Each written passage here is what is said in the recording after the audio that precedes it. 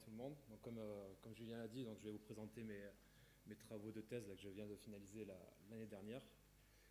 Quand je suis arrivé à Brive, je suis arrivé, donc je sortais du master, et je suis arrivé, c'était un peu l'époque où les GPS venaient d'apparaître. Donc là, tout le monde avait des GPS, tout le monde traitait de données, et finalement, personne ne savait trop quoi en faire et ce que ça voulait dire.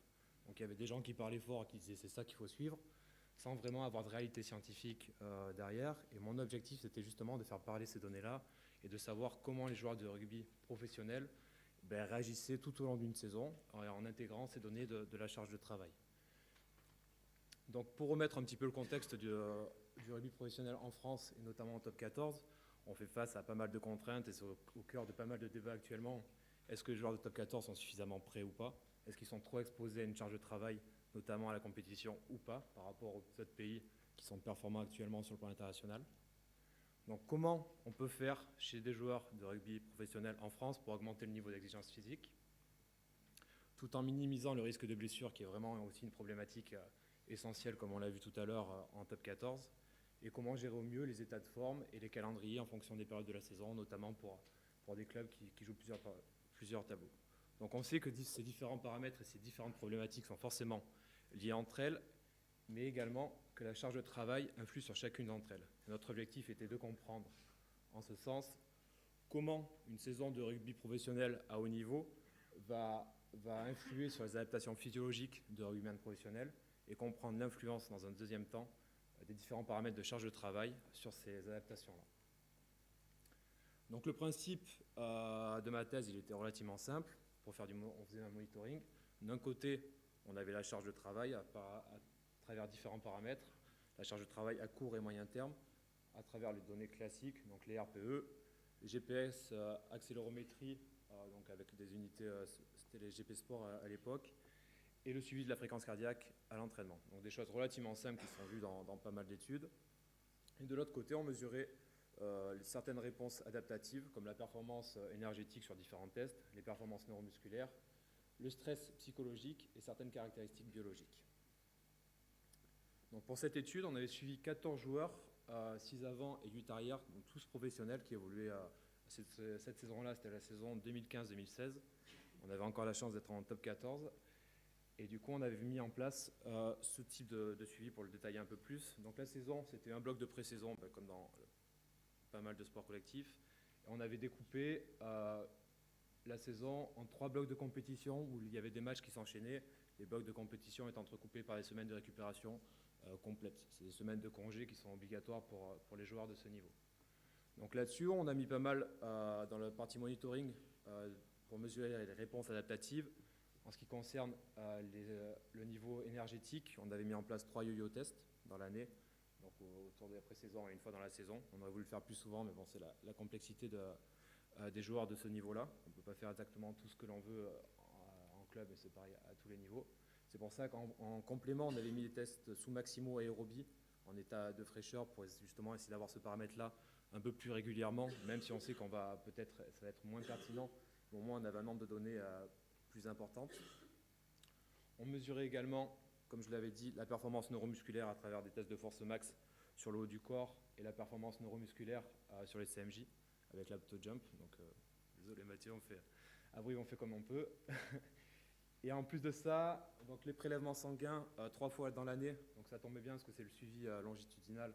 Donc les joueurs et le docteur du club m'ont autorisé à utiliser ces données-là et qui sont bien tombés parce que ça nous permettait d'avoir une donnée par bloc de compétition, donc ce qui me permettait d'avoir une analyse, même si on avait un peu de données relativement pertinentes, en tout cas qui vont nous permettre d'expliquer certaines choses. Et en complément, le stress psychologique à travers le test du Recovery Stress, questionnaire que vous devez connaître pour la plupart. Donc les principaux résultats. Donc là, la première chose, on a regardé comment évolue la charge de travail au cours de la saison. Donc il n'y a pas grand-chose de très très intéressant dans le sens où c'est quelque chose de typique et ça va être difficile de comparer d'un club à l'autre. C'est-à-dire que nous, l'influence de la façon de voir les entraîneurs vont forcément influencer sur ces résultats. C'est parce qu'il y a ça que tous les clubs vont se retrouver dans un intervalle de confiance de 90%. Donc c'est vraiment propre à chaque club. Après, donc, on s'est intéressé, si on reprend nos 4 périodes, pré-saison et nos 3 blocs de compétition, comment ça évolue. Et donc on se rend compte que ça évolue comme dans beaucoup de sports collectifs, à savoir un bloc de pré-saison avec une charge de travail relativement plus importante, quel que soit le paramètre, RPE, les distances totales, la fréquence cardiaque et également le nombre d'impacts qui étaient mesurés avec les GPS, donc comme a signalé Mathieu, avec certaines limites. Mais on va voir qu'il y a quand même des choses intéressantes qui ont été mises en avant grâce à ça.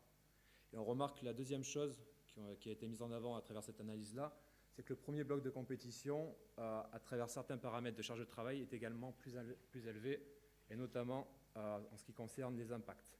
Et on va voir justement que cet impact, même mesuré à travers les technologies GPS, va quand même avoir des influences sur les caractéristiques biologiques des joueurs. Donc rapidement, quand on va s'intéresser aux marqueurs du dommage musculaire, donc les CK, ASAT et ALAT, qui sont également pas mal corrélés au nombre d'impacts à l'entraînement, également à la charge de travail en compétition, où finalement on retrouve les mêmes données que Mathieu. Et ce qui est intéressant, c'est Mathieu en compétition. Donc nous, on a exactement la même chose, avec une augmentation des dommages musculaires pour les joueurs qui sont le plus exposés à la compétition. Mais on remarque également qu'il y a une corrélation avec ce qui est fait à l'entraînement. C'est-à-dire que les joueurs qui subissent de nombreux impacts d'intensité suffisante, d'intensité importante à l'entraînement, vont également avoir des dommages musculaires plus importants sur à peu près 10 jours. Donc, ce qui veut dire que c'est quelque chose à prendre en considération dans les processus d'entraînement. On regarde aussi en se concentrant davantage sur les marqueurs endocriniens, donc le testostérone, le cortisol pour faire les plus basiques et faire ce qui est fait assez régulièrement. On remarque une diminution significative du ratio T sur C durant le second bloc de compétition. Et ce qui nous a marqué à ce moment-là, c'est c'est là où on a observé le pic de blessure. Donc on s'est dit peut-être que ça peut expliquer ce qu'il peut y avoir une corrélation entre un état de forme du moment. On s'est dit que les joueurs avaient peut-être une difficulté à s'adapter à ce qui leur a été imposé et que finalement la résultante était une adaptation non fonctionnelle, c'est-à-dire la blessure. Et on remarque également une autre façon d'étudier un petit peu les paramètres endocriniens avec le ratio IGF-1 sur C. On remarque également qu'il y a une diminution significative de ce paramètre-là durant le second bloc. Donc, ce qui confirmerait bien, si on s'en réfère aux travaux de Madame Filler, entre autres, qu'il y a vraiment une difficulté d'adaptation et finalement la charge de travail, qu'elle soit liée au GPS ou finalement l'accumulation déjà à cette période de la saison où il y a eu peu de coupures, fait que ça devient compliqué pour les joueurs à subir. Donc, quand on s'intéresse au stress psychologique, la première des choses, c'est qu'on constate que le stress psychologique durant la saison est extrêmement élevé. C'est-à-dire que quand on prend, à la fin de pré-saison, quand on prend ce paramètre-là, on s'attend vraiment à la fin de la période de préparation physique que les joueurs soient rincés. Et d'après Coutts, on peut même le définir comme une phase d'adaptation où il y a une surcharge fonctionnelle cette fois-ci, parce qu'il doit y avoir une amélioration des performances.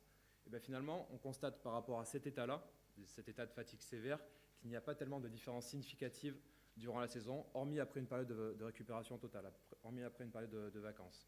Donc, c'est-à-dire vraiment toute la saison, le stress psychologique, ce type de joueur reste extrêmement élevé. Et on constate même en fin de saison ici une altération possible du stress et de l'état de fatigue général, ce qui va vraiment, d'après certaines études, montre clairement que le stress psychologique d'une saison de top 14 peut vraiment être difficile à vivre pour certains joueurs, notamment pour ceux qui sont les plus exposés à la charge de travail liée à la compétition. Pour faire vite et pour vous montrer que finalement il y a des corrélations entre ce qui a été relevé sur les questionnaires et sur les paramètres biologiques, on constate effectivement que les ratios T sur C et IGF-1 sur C dont je vous ai parlé sont en corrélation générale avec le niveau de récupération générale mis en avant par ce questionnaire. On remarque également que le stress spécifique est corrélé de façon positive avec les marqueurs du dommage musculaire et que d'autres marqueurs comme par exemple les hématies et le lymphocyte sont liés négativement avec le marqueur du stress psychologique. Donc quelque chose qui va nous intéresser plus particulièrement aussi, c'est les blessures. Donc malgré le fait que je vous ai dit qu'il y avait un pic de blessures à la deuxième saison pour que ça aille bien avec mes résultats, quand on fait une analyse statistique poussée, il n'y a pas de différence significative en fonction des blocs de la saison. Parce qu'il n'y a quand même qu'une équipe qui est utilisée, que la blessure reste quand même quelque chose d'assez aléatoire. L'analyse statistique ne montre aucune différence significative. Néanmoins, quand on cherche à comparer le niveau d'exposition de la charge de travail chez des joueurs blessés et non blessés, on constate que les joueurs non blessés ont une charge de travail notamment aiguë supérieure aux joueurs blessés. Quand a priori, ça va un peu en opposition avec ce qu'avait dit Gabet, et quand on le remet dans son modèle, on constate qu'il faut une charge de travail à court terme suffisante pour que le joueur soit prêt à s'entraîner et à performer. pense que je vais bientôt finir. Donc voilà, c'est le dernier point. Ce qu'on a essayé de faire en dernier lieu aussi sur ces travaux-là, c'est de mettre en relation avec l'activité et la performance en compétition.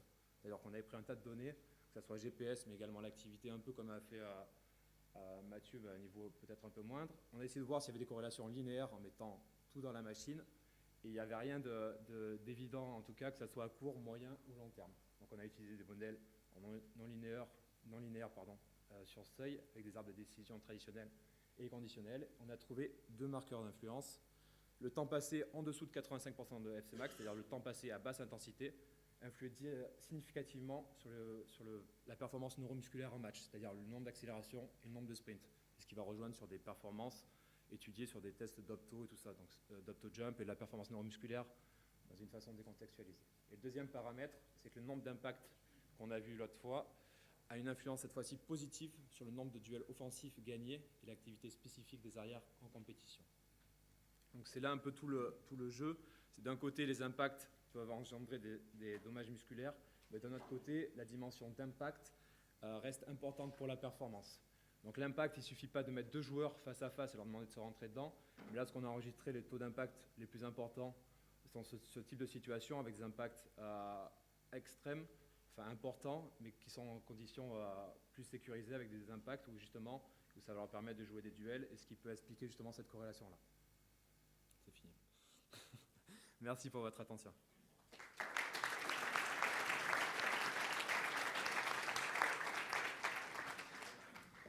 Des questions?